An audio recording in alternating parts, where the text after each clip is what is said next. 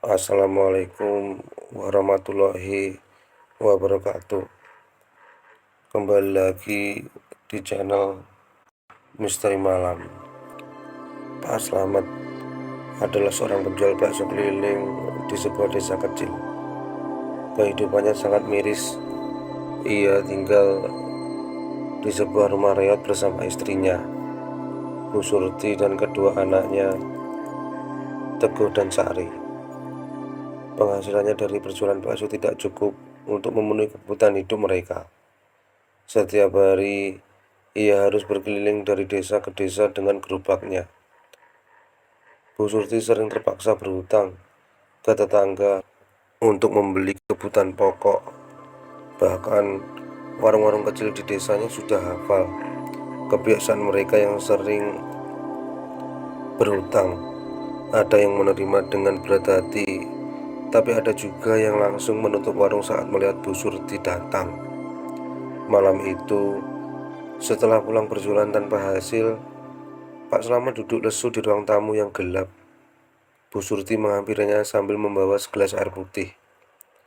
"Pak, apa kita bisa terus seperti ini? Daganganmu sepi, utang di mana-mana. Aku sudah tak tahu harus bagaimana lagi." Pak Slamet menghela napas. "Aku juga tak tahu, Bu. Kadang rasanya ingin menyerah saja. Kalau bukan karena Teguh dan Sari, mungkin aku sudah menyerah. Tapi mereka butuh makan, butuh sekolah," ujar Bu Surti. Pak Slamet menunduk. "Aku minta maaf, Bu. Aku tak bisa jadi suami yang baik. Aku tak mampu memberikan kalian hidup yang layak." "Jangan bicara begitu, Pak. Aku tahu kamu sudah berusaha. Tapi sampai kapan kita begini? Hutang kita sudah terlalu banyak." Pak Slamet melangkap kosong. "Entahlah, Bu. Mungkin aku harus cari jalan lain. Apapun demi kalian." Sementara itu, di sebuah warung kecil, para ibu-ibu sedang berkumpul dan membicarakan keluarga Pak Slamet. Bu Ratna mengawali pembicaraannya. "Tahu nggak, tadi si Surti kesini lagi mau ngutang. Aku bilang saja barangnya habis."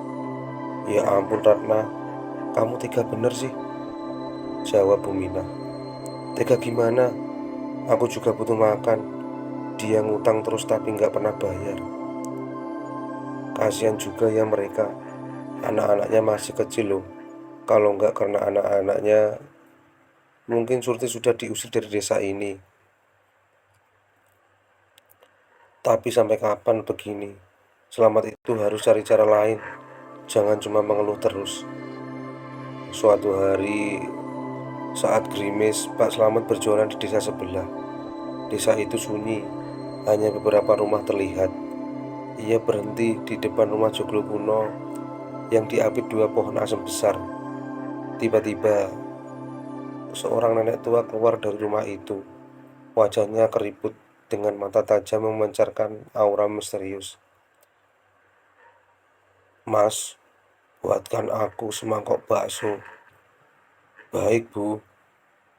Saat Pak Slamet sibuk meracik bakso, nenek tua itu berbicara dengan suara pelan namun jelas. "Kamu ingin bakso ini laris, kan? Aku tahu kegundahan hatimu." Pak Slamet terdiam, jantungnya berdegup kencang. Dalam hati ia bertanya, kok nenek ini tahu isi hatiku? "Aku bisa membantumu, tapi ada syaratnya. Ada harga yang harus dibayar." Pak Slamet gugup. "Syarat apa, Bu?" "Kamu harus menyediakan tumbal. Tapi jangan khawatir, tumbal itu bukan dari keluargamu. Bawa batu hitam ini, taruh di pojok warungmu. Dia akan membuat warungmu ramai, dan tumbalnya akan dicari sendiri." Pak Slamet termangu. Pikirannya berkecamuk antara rasa takut, putus asa, dan keinginan untuk memberi kehidupan yang lebih baik bagi keluarganya. "Besok kembalilah ke sini, bawa ayam cemani. sembelih, dan minum darahnya. Setelah itu, semuanya akan berubah. Pak Slamet menelan ludah, bingung harus bagaimana.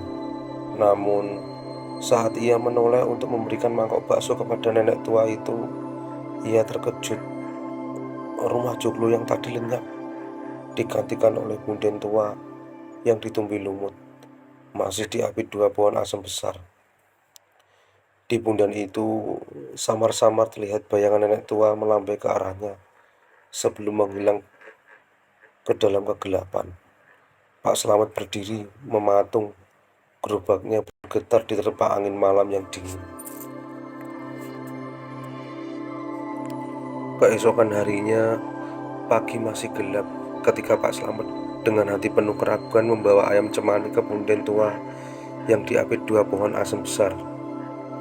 Ayam itu berkokok pelan, seolah menyadari nasibnya. Pak Slamet berjalan pelan, menggigil, bukan hanya karena kedinginnya pagi, tetapi juga rasa takut yang menyelimuti hatinya. Sesampainya di punden, suasana sunyi mencekam. Angin berhembus pelan, membuat dedaunan bergemerisi tanpa ada tanda-tanda. Nenek tua itu muncul dari balik bayangan punden. "Bagus, kamu sudah datang membawa ayam cemani. Lakukan seperti yang aku katakan. Sembelih ayam itu di sini dan minumlah darahnya." Tangan Pak Slamet gemetar saat ia menghunus pisau tajam ke leher ayam itu. Dengan sekali tebas, darah segar mengucur deras. Meski mual, ia memberanikan diri meminum darah ayam tersebut seperti yang diperintahkan. Rasa pahit dan amis membuatnya hampir muntah, tapi ia terus melakukannya demi keluarga. "Kamu sudah melakukannya dengan baik. Pulanglah. Jangan lupa taruh batu hitam ini di pojok warungmu atau di bawah panci baksomu. Mulai sekarang, hidupmu akan berubah." Pak Slamet menerima batu hitam itu dengan tangan bergetar saat ia berpamitan dan menoleh ke belakang untuk melihat nenek tua itu. Setelah meletakkan batu hitam itu di pojok warung, keajaiban terjadi. Warung bakso Pak Slamet yang sebelumnya sepi kini selalu penuh dengan pembeli. Orang-orang datang dari berbagai desa, bahkan kota, hanya untuk mencicipi bakso legendarisnya.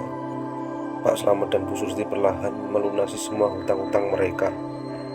Para tetangga yang dulu menghindari mereka kini hanya bisa terdiam, tak lagi berani mencibir. Bahkan, Pak Slamet mampu membangun rumah baru yang megah, lengkap dengan perabotan mahal. Bu Ratna berbisik pada Bu Minah, "Kok bisa ya hidup mereka berubah drastis begitu? Padahal dulu susah banget." "Entahlah, mungkin mereka memang kerja keras. Kita nggak boleh seuzon," jawab Bu Minah. Namun, di balik kesusahan itu, ada hal-hal aneh yang mulai terjadi. Setiap tahun, tanpa alasan yang jelas, selalu ada kecelakaan di sekitar warung Pak Slamet. Beberapa korban jiwa meninggal secara tragis, mulai dari pengendara motor yang terpleset hingga perjalan kaki yang tertabrak mobil. Warga desa mulai menganggap jalan depan warung itu angker. Selain itu, beberapa pegawai warung Pak Slamet juga mengalami kejadian aneh. Ada yang tiba-tiba meninggal mendadak, dikabarkan terkena masuk angin duduk atau serangan jantung. Salah satu pegawai Rudi meninggal setelah mengeluh merasa seperti ada sesuatu yang mencekik lehernya saat sedang mencuci piring di dapur. Para pelanggan pun tak luput dari kejadian misterius. Setiap tahun, selalu ada pelanggan yang meninggal setelah makan bakso di warung Pak Slamet. Beberapa ditemukan pingsan di meja, sementara yang lain mengeluh sesak napas saat perjalanan pulang. Warga desa mulai bergosip tentang warung bakso itu. "Aku dengar warung bakso Pak Slamet pakai pesugihan. Makanya laris banget, tapi selalu ada tumbal setiap tahun. Serem ya, padahal baksonya enak banget, ujar Muminah. Iya, tapi aku sudah nggak berani makan di sana. Siapa tahu kita yang jadi korban berikutnya. Pak Slamet sendiri sadar dengan semua kejadian itu. Setiap kali ada kecelakaan atau kematian, ia hanya bisa diam dengan wajah penuh rasa bersalah. Namun, ia tak berani berhenti. Suatu malam, Bu Surti yang mulai curiga mencoba bertanya, "Pak, ada apa sebenarnya? Kenapa selalu ada orang meninggal di dekat warung kita?" Pak Slamet menghela napas. "Bu, kamu gak akan pernah bisa mengerti. Semua ini aku lakukan demi kamu dan anak-anak. Tapi aku takut, Pak. Kalau ini ada hubungannya dengan sesuatu yang gak benar. Aku gak mau kita terus seperti ini." Pak Slamet menggeleng. "Sudah terlambat, Bu. Batu hitam itu aku gak bisa menghentikan semuanya." Setiap malam Jumat, Pak Slamet sering terjaga hingga larut malam. Ia mendengar suara-suara aneh dari dapur, seperti suara tawa nenek tua, gemerincing mangkok, atau langkah kaki yang berjalan bolak-balik. Batu hitam itu terkadang terasa berdenyut dan memancarkan hawa dingin yang menusuk. Pak Slamet tahu ia telah menjual jiwanya demi kekayaan. Setiap tahun tumbal harus dibayar, dan ia hanya bisa berharap keluarganya tidak menjadi bagian dari kutukan mengerikan itu. Tahun demi tahun berlalu, kesuksesan warung bakso Pak Slamet semakin menjadi buah bibir. Namun, di balik senyum ramah Pak Slamet dan kehidupan mewah yang kini ia jalani, ada rasa gelisah yang terus menghantui. Setiap kali terjadi kecelakaan atau kematian di sekitar warung itu, ia tahu itu adalah bayaran untuk kesepakatan yang telah ia buat dengan nenek tua di Punden. Suatu malam, Pak Slamet terbangun oleh suara tangisan yang lirih namun menyayat hati.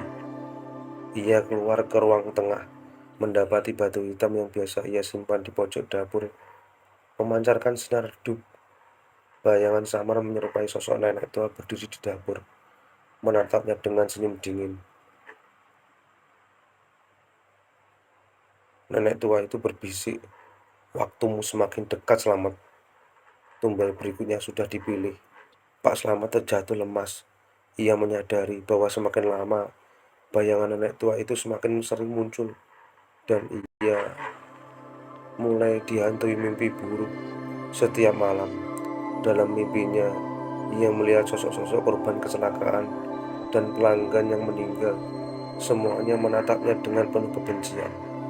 Kegelisahan Pak Slamet semakin menjadi ketika anak sulungnya Teguh tiba-tiba jatuh sakit. Teguh yang biasanya ceria, kini menjadi pendiam dan sering mengeluh sakit kepala. Dokter tidak menemukan penyakit fisik apapun, tapi kondisi Teguh semakin memburuk. "Pak, aku takut. Ini seperti ada yang gak beres," ujar Bu Surti. Pak Slamet menyika keringat dingin. "Aku akan mencari cara, Bu. Aku gak akan membiarkan Teguh jadi korban." Pak Slamet akhirnya memutuskan untuk kembali ke Punden Tua, tempat ia pertama kali bertemu nenek tua itu, berharap bisa meminta jawaban. Malam itu, dengan membawa ayam cemani dan dupa, Pak Slamet menuju Punden Tua. Di bawah sinar rembulan yang pucat, suasana di Punden terasa semakin menyeramkan. Angin dingin bertiup, dan suara-suara aneh terdengar samar-samar. Nenek tua itu muncul dari bayangan pohon asem besar. Wajahnya kini terlihat lebih menyeramkan. "Tolong, Nek. Teguh sedang sakit. Apa yang harus aku lakukan?" Nenek tua itu tersenyum dingin. "Tumbal itu sudah dipilih. Jika kau ingin anakmu selamat, kau sendiri yang harus menggantikannya." Pak Slamet terdiam. Kata-kata nenek tua itu seperti palu yang menghantam kepalanya. Aku, aku akan melakukannya asal keluargaku selamat baik. Besok malam datanglah ke sini lagi, bawa batu hitam itu, dan letakkan di punden ini. Itu akan mengakhiri segalanya. Malam berikutnya, Pak Slamet mengemasi batu hitam itu dari dapurnya. Bu Surti yang curiga mencoba menghentikannya. Pak, apa yang sedang kamu lakukan? Kenapa kamu kelihatan seperti orang yang mau pergi selamanya?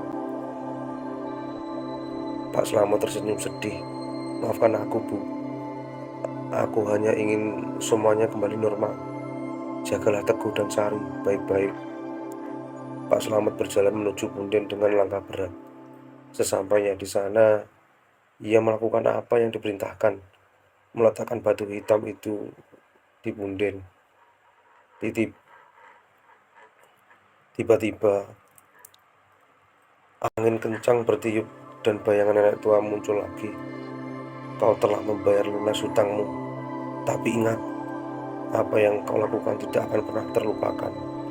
Bayangan nenek tua itu mendekat lalu menyatu dengan tubuh Pak Slamet. Ia berteriak keras sebelum tubuhnya tersungkur di punden. Keesokan harinya, warga desa menemukan tubuh Pak Slamet di punden tua, tak bernyawa. Anehnya, wajahnya terlihat tersenyum, meski tubuhnya kaku seperti patung. Batu hitam itu lenyap, dan sejak hari itu, warung bakso Pak Slamet tak lagi dikunjungi pelanggan. Bu Surti dan anak-anaknya pindah dari desa, meninggalkan kenangan pahit tentang pesugihan yang membawa kehancuran.